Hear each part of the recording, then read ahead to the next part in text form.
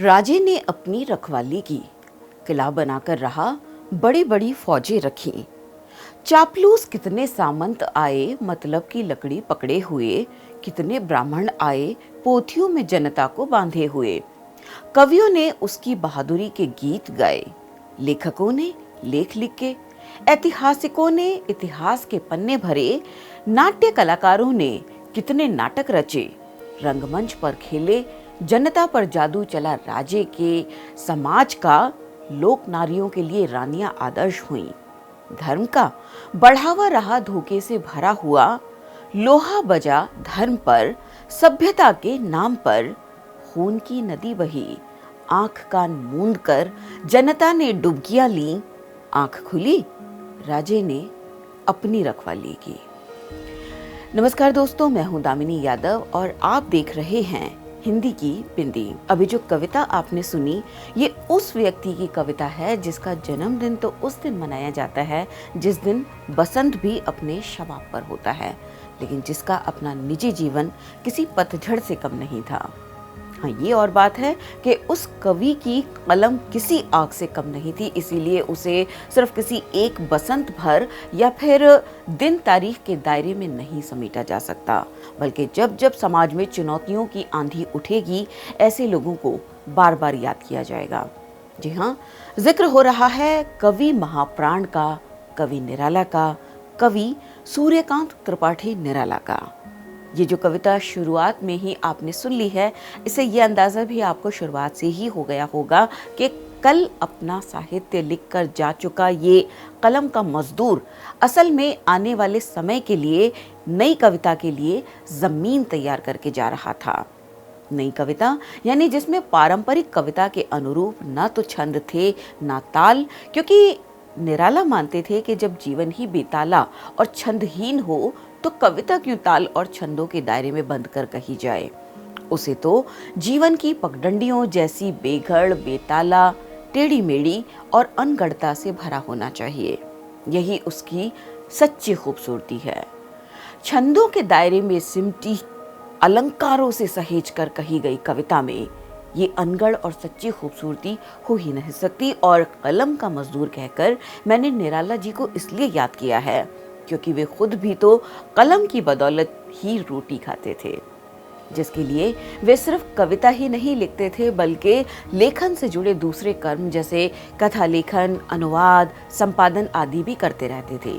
क्योंकि जिन परिस्थितियों में ये हिंदी का लेखक जीवन गुजारने को विवश था, उसमें केवल कविता करना उनके लिए बौद्धिक आत्महत्या, बौद्धिक विलास जैसा हो जाता।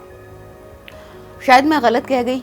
अगर निराला जी जैसा व्यक्ति शायद केवल कविता भी करता, तब भी वो विलास तो हो ही नहीं सकता था, क्योंकि जिन्होंने इलाहाबाद की सड़क पर एक मजदूरिन को देखकर ही वो तोड़ती पत्थर जैसी कविता लिखी थी और जिसकी हुंकार में आम आदमी से सहजता से जुड़े रहने वाले गुलाब प्रिय प्रधानमंत्री तक को चुभते नुकीले ढंग से निडर होकर अपने कर्तव्य के प्रति सजग बनाए रखने का दायित्व छिपा होता है। तभी तो उन्होंने कहा था कि अबे सुन बे गुलाब, भूल मत जो पाई खुशबू रंगो आब, खून चूसा खाद का तूने अशिष्ट, डाल पर इतरा रहा है कैपिटलिस्ट।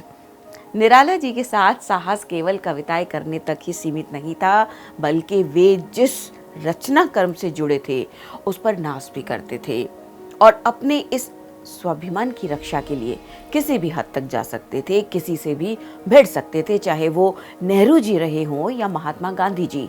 वैचारिक स्तर पर निराला जी ने कभी किसी के सामने घुटने नहीं टेके। गांधी जी के साथ जुड़ा उनका एक किस्सा तो बहुत ही चर्चित रहा था, जब हिंदी के गौरव और अस्मिता को लेकर वे उनसे सीधे टकरा गए थे।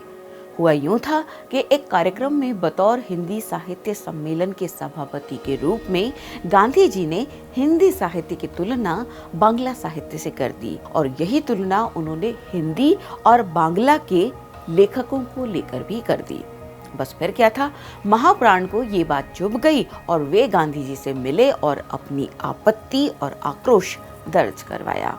और सिर्फ इतना ही नहीं, वहाँ पर मतभेद रहने पर उन्होंने एक कविता लिखी। उसकी बानगी देखिए कि बापू तुम मुर्गी खाते यदि, तो क्या भजते होते तुमको array Gaire Nathu Khaire.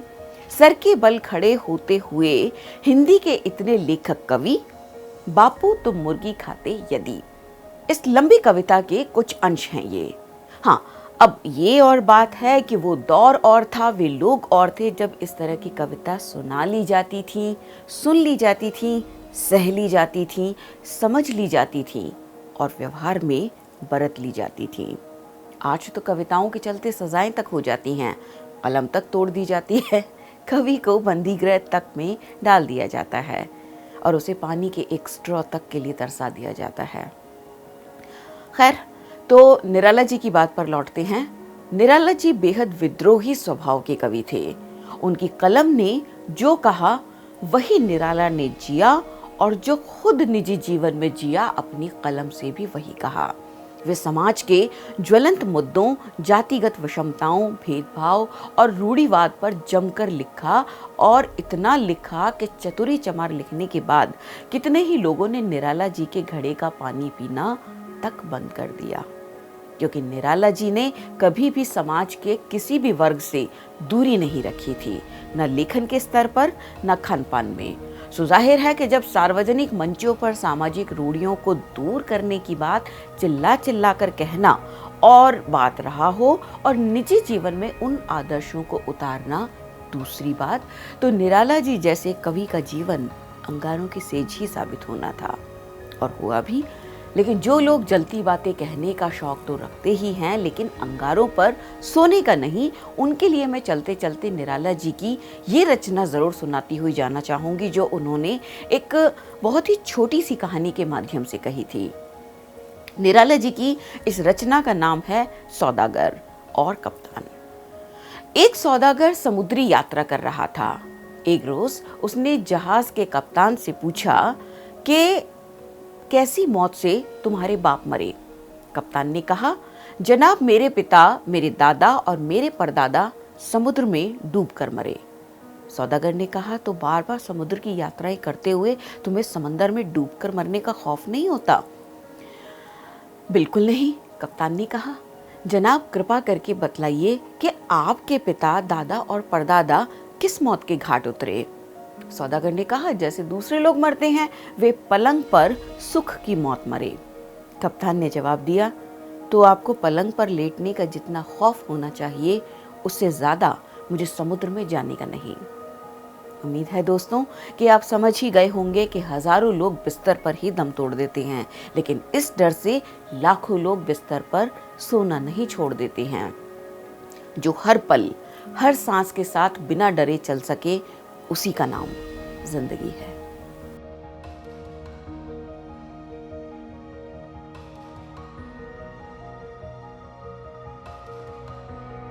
Get a sneak peek of exclusive content before everyone else for channel members only. Memberships start at ₹89. Hit the join button below.